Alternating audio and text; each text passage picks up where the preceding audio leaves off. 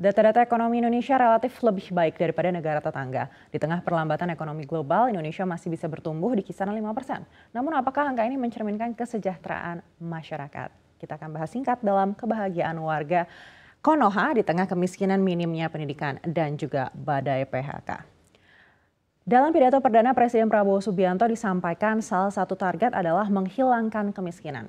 Dirinya mengingatkan pada pimpinan politik untuk tidak berpuas diri melihat angka dan data Indonesia dalam sebuah statistik yang tidak menggambarkan kondisi Indonesia seutuhnya. Memang kalau dilihat dari data tingkat kemiskinan selama 10 tahun pemerintahan Presiden ke-7 Joko Widodo, tidak ada satu tahun pun yang mencapai target. Bahkan di Maret 2024, angka kemiskinan masih di 9,03%, hanya menurun sedikit dari di Maret 2023 atau satu tahun sebelumnya, yaitu di 9,36%. Berapa sih pendapatan rakyat yang disebut miskin ini? Menurut rata-rata yang disebut miskin adalah rumah tangga yang secara bulanan berpenghasilan di bawah Rp2.786.415. Dan angka kemiskinan tentunya erat kaitannya dengan pendidikan. Bagaimana jenjang pendidikan di Indonesia? Kita akan cek slide berikutnya. Berdasarkan data dari BPS, di 2023 memang terjadi penurunan angka dari anak yang tidak sekolah hingga ke bangku SMA. Di 2022, anak laki-laki yang tidak menyentuh bangku SMA ini mencapai 24,56%. Sedangkan di 2023 memang ada penurunan ke 23,78%. Sedangkan perempuan di 2022 yang tidak menyentuh bangku SMA itu berkisar 20,35%. Dan memang di 2023 juga sudah menurun menjadi 19,34%. Kalau di rata-rata secara general ini akhirnya berjumlah 21%. Memang terjadi penurunan, namun tetap saja angka ini masih double digit, bahkan di atas 20%. Kalau kita bandingkan dengan negara tetangga kita, Malaysia saja misalnya, ini perbedaannya cukup jauh. Menurut Trading Economics di Malaysia per 2022 saja, anak yang tidak sekolah hanya berkisar 4,6% saja. Dan terus menurun juga di 2023 hingga 4,5%. Sedangkan menurut institusi Child Hope Filipina, anak yang tidak sekolah di Filipina 18,6% di tahun 2022. Double digit juga, tapi masih di bawah 20%. Artinya dengan status ekonomi terbesar di kawasan dan juga kekayaan alam yang tinggi, ini tidak mempengaruhi kemampuan Indonesia memberikan pendidikan pada anak-anaknya. Sangat ironis dan tentunya harus menjadi perhatian kita bersama. Edukasi yang rendah tentu berpengaruh pada kemampuan rakyat dalam produktivitas. Kita akan cek slide berikutnya.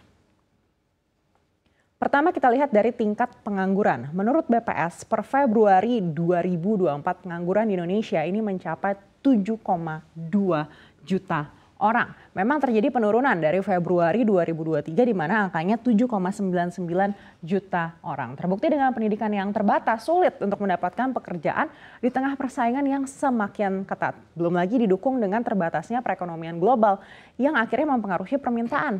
Akibatnya banyak usaha yang gulung tikar dan menciptakan badai PHK yang juga terus menggulung. Di September 2024 saja, total ada 52.993 tenaga kerja yang mengalami PHK di Indonesia. Naik jumlahnya dari September 2023 yang waktu itu di 42.277 tenaga kerja. Bahkan kalau dibandingkan dari bulan Agustus 2024, ini juga masih di 46.240 tenaga kerja.